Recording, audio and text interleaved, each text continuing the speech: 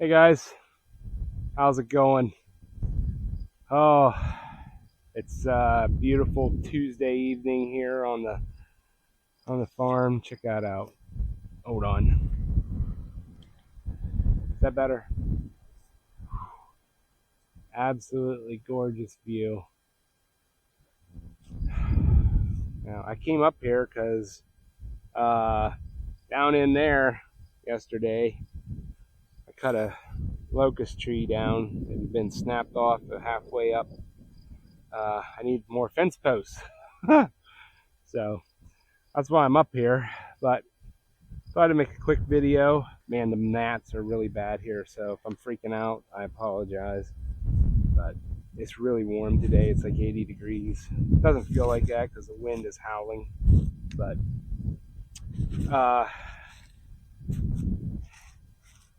you ever notice how, and I'm totally guilty of this, and I've been trying to change how I think, but the more shit you get, the more shit you chase. You know, it's always, I need a better, newer side by side. I need a newer tractor. I need a bigger house. I need a newer truck. And does it really make you whole?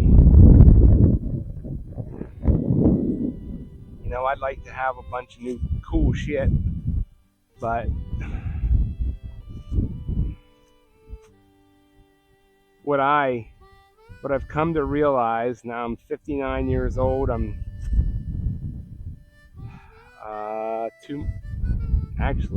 oh boy, I'm a month and a couple days from being 60. Come to realize that isn't what life's about. And you know, you're out there, you're running around chasing the next big thing, and the next thing on Amazon, the next thing on whatever, eBay.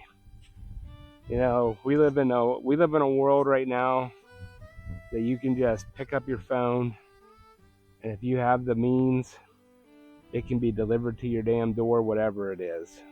It's trying to rain on me, holy smokes. So, but I don't know. I've just, over the years, I've come to think that all that new stuff, it's just a trap. And this is what's important. Being out here, being able to enjoy life. All right, well, I'm not going to melt, so let's keep going here. But, you know, we've grown up, man, that You know, if I just had that things would be perfect. If I had that object, my life would be set. And so you're constantly chasing the next shiny object, when in reality, it's really not that important. Temporary. Even us. I mean, I could be gone tomorrow. You could be gone tomorrow. Praise the Lord, that doesn't happen. But it's all, you can't take it with you. But you don't need to spend your whole life chasing it either. So, and everything I built on this farm, pretty awesome. But a storm could roll through here, a fire, whatever, earthquake, it all could be gone tomorrow. What's really important is if you can be the person that can say, you know what, that's fine, I'll rebuild.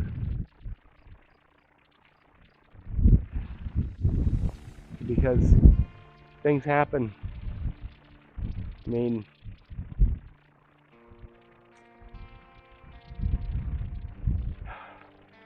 it's just, that's more important than having the next shiny object.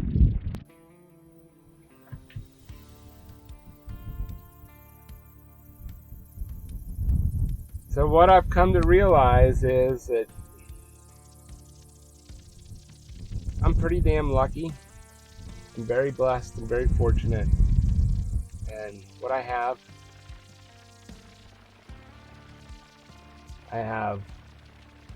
beautiful, loving wife, beautiful, loving daughter, and I have amazing grandsons. And that's what matters. That's what matters more than all of this stuff. And I'm fortunate enough to have a place like this. It's so steep you can hardly walk up it. But it's got a hell of a view. So, but yeah. And it just, I don't think we were meant to be chasing the next shiny object. I'm not saying that you shouldn't improve things and you shouldn't try to make your life easier. But easy isn't always good either. I seen a video or a post or something. It was people were oohing and awing over the Amish. I forget, it was a video or a picture or something. It was an 8-horse team, and they had a wagon, and they were harvesting, I think, sugar cane or something. I'm not sure exactly what they were harvesting. Everybody's like, that's how it's done, and blah blah blah. And I was like, 98% of the people couldn't even last half a day on that farm. All they see is that video of these men harvesting that with the horses pulling it. They didn't think anything about the fact that those horses don't feed themselves, they don't put their tack on, they don't water themselves, they don't take care of their hooves themselves. It's just, I was like, man, you're wishing for something I don't think you could handle. But